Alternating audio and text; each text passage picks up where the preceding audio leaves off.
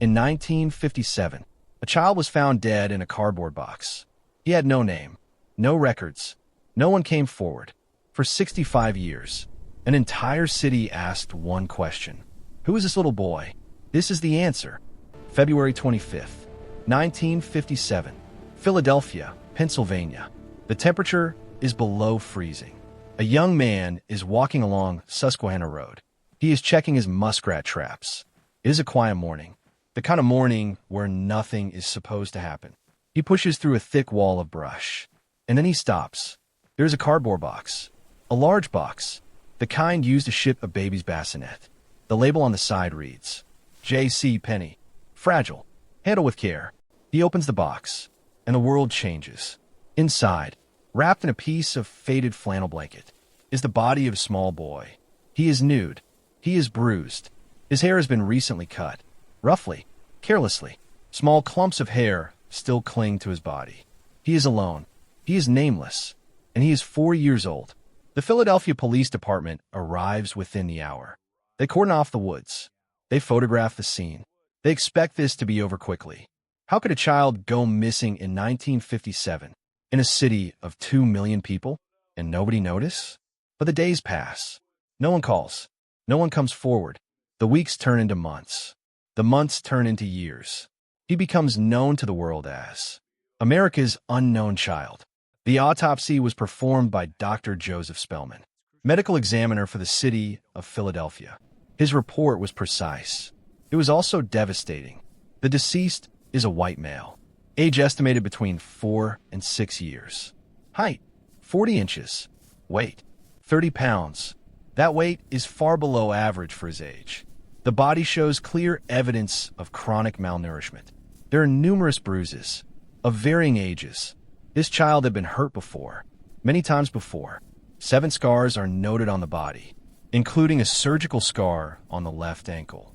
The cause of death, blunt force trauma to the head.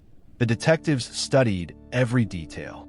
His hands and feet were wrinkled, as if he had been submerged in water. Recently, his stomach was empty, except for a small amount of brown liquid and traces of baked beans. His fingernails were clean. Someone had groomed him. After death, someone had washed this child, cut his hair, wrapped him in a blanket, and placed him in a box with a label that said, "Handle with care." The cruelty of that detail is almost impossible to process. The investigation was the largest canvass in Philadelphia history. Officers visited every hospital in 3 states. They pulled birth records for every male child born between 1951 and 1953. They tracked the surgical scar on his ankle. They contacted every orthopedic surgeon in the region. No match. They traced the J.C. Penney box. Investigators tracked the serial number. The box came from a shipment of 12 bassinets, sold at a store in Upper Darby, Pennsylvania. They found 8 of the buyers. They interviewed every one of them. Nothing. They printed 400,000 flyers. His face went up in every post office, every police station, every schoolroom in the country. Still, silence. Fingerprints were taken, but the boy's prints were not in any database. Dental records were distributed to every dentist in Pennsylvania. No match. It was as if this child had never been born. No birth certificate, no doctor's visits, no school enrollment, no neighbors who remembered him. He had been erased. And the question that haunted every detective on the case was this: not just who killed him, but who made sure no one would ever find out. One man refused to stop asking that question. His name was Remington, lead investigator. He spent decades of his life on this case. Long after he retired, long after most people had moved on, he kept the file on his desk. He paid for the boy's first headstone out of his own pocket. It was placed at Potter's Field, a cemetery for the forgotten. The stone read, "Heavenly Father, bless this unknown boy." By the time the 1990s arrived, the boy had been in the ground for 40 years. But the case had never been closed. New technology was emerging, and the Philadelphia Police Department made a decision. They were going to exhume the body. They were going to try DNA. In 1998, the boy was moved to a new grave at Ivy Hill Cemetery, a more prominent location. a more dignified resting place. A small group of retired detectives stood in the rain that day, watching. They took a sample of his bone, and they waited. The year 2002, 45 years after the discovery in Fox Chase. A phone call comes in. A woman in Ohio has contacted a psychiatrist. She has a story she has carried her entire adult life. The psychiatrist contacts the Philadelphia Police Department, and for the first time in decades, the case is on fire again.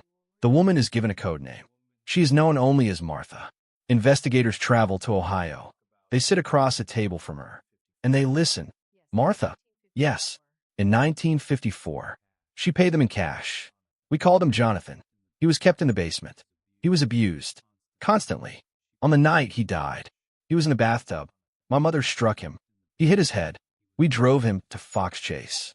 She put him in that box. The room goes cold. The detectives stay calm. They begin asking questions. And what Martha says next stops everyone. She knows about the brown liquid. She knows he had eaten baked beans.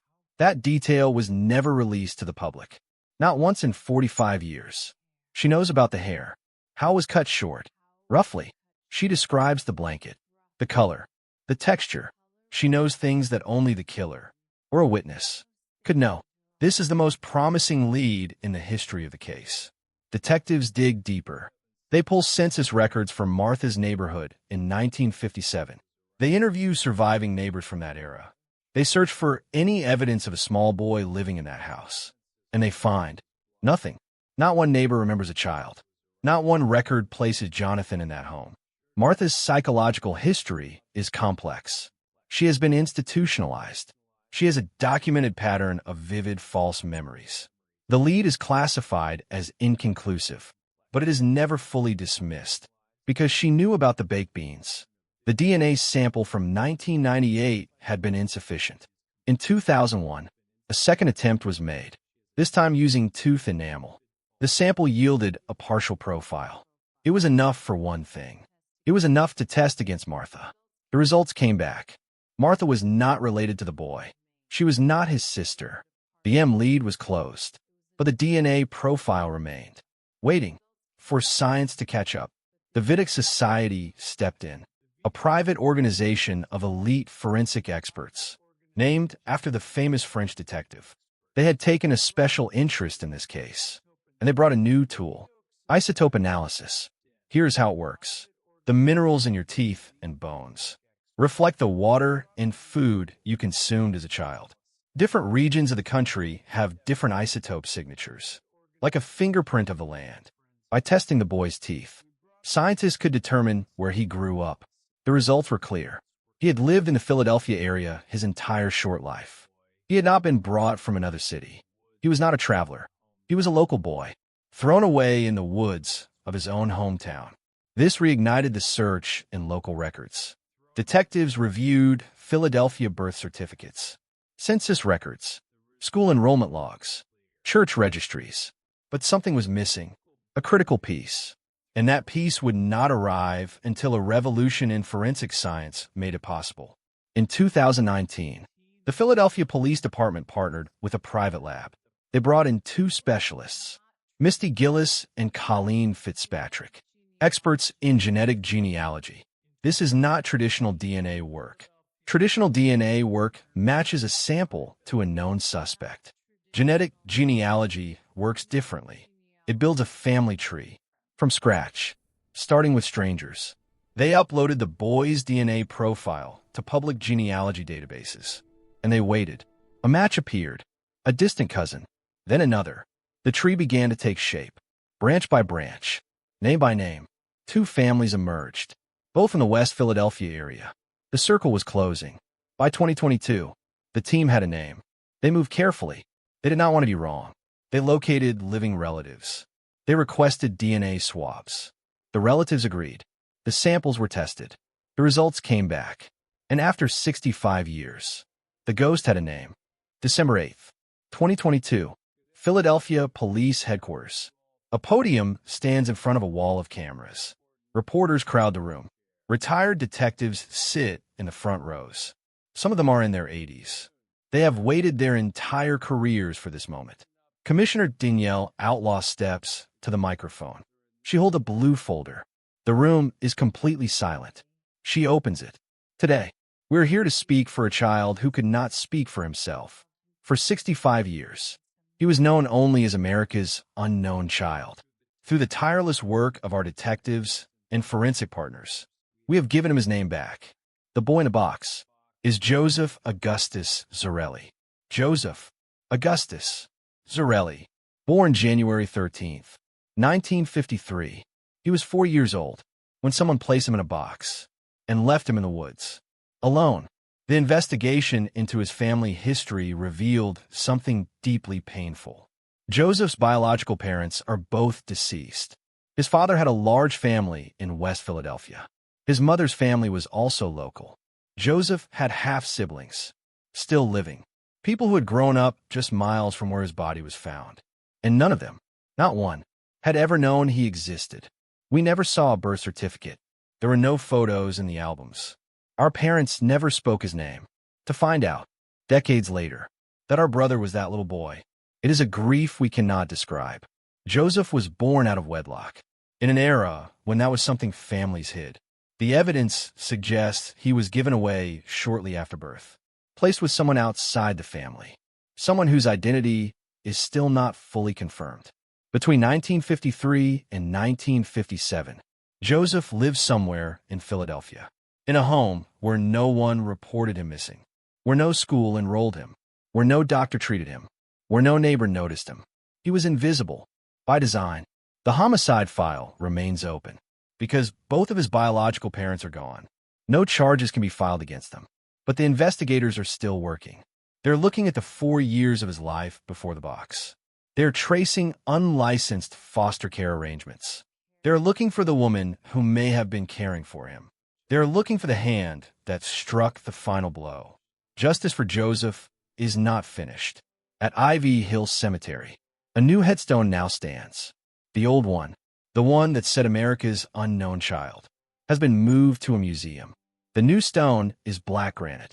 It is polished. It catches the light. There is a photo of a smiling little boy. His name is carved in gold. Joseph Augustus Zarelli. Beloved. Known. Finally. For 65 years. The people of Philadelphia visited that grave. They left flowers. They left stuffed animals. They left toys. They adopted him as their own, as their city's son. When the identification was announced, people cried in the streets, not just because the mystery was solved, but because of what it meant. He was not forgotten. He was never forgotten, and that matters. The legacy of Joseph's case reaches far beyond Philadelphia. His story directly influenced the creation of the first national databases for unidentified remains. His case shaped the way we handle missing children today. His grave became a symbol of every unnamed victim, every child whose story was buried with them. He changed forensic science, not because anyone wanted him to, but because the world refused to look away. Genealogy, the technology that named him, has now been used to solve hundreds of cold cases across the country. Joseph's case was not just a breakthrough for one family. It was proof that science can reach across decades, across generations, and correct the record, no matter how long it takes. We close with this. A cardboard box was found on a cold February morning. It was labeled, fragile, handle with care. Someone ignored that instruction. For 65 years, an entire city tried to honor it instead. They handled his memory with care. They kept his photo on their walls. They said his name, even when they did not know his name. And eventually, the science caught up, and the city said it right. Joseph Augustus Zarelli, rest in peace. The J.C. Penney box sits in an evidence locker. It is dusty. The edges are frayed, but the words are still there. Faded, but visible. Handle with care. A light turns off, and the screen goes dark.